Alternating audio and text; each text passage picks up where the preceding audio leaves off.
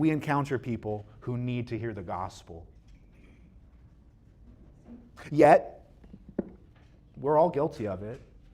We can step back and put our hands in our pockets, so to speak, snuff out that flame of a tongue we've been blessed with, and think, I don't have a broadcast license for the gospel. I'm just a layman. I'll tell the pastor or the vicar or the elders about this so they can approach them. But God completely today in our readings dismantles the studio walls when Joshua demands that Eldad and Medad be stopped from prophesying in the camp.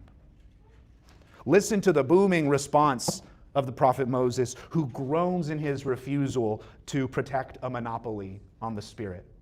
He says in verse 20 of chapter 11 of Numbers, "Are you jealous for my sake?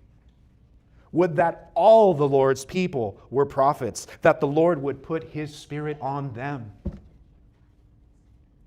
Moses wanted all the people to be doing it.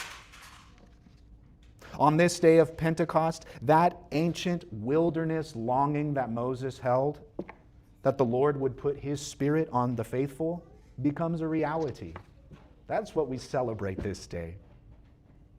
When the Holy Spirit then arrives in Acts chapter 2 of our epistle reading, the tongues of fire do not descend upon the high priests inside the restricted elite inner courts of the Jerusalem temple.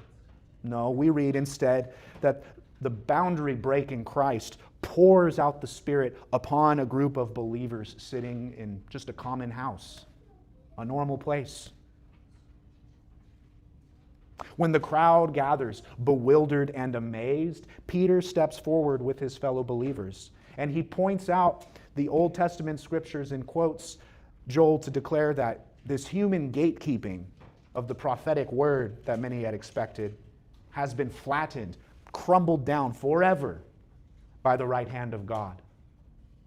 He cries out, "And in the last days it shall be," God declares, "that I will pour out my Spirit on all flesh, and your sons and your daughters shall prophesy.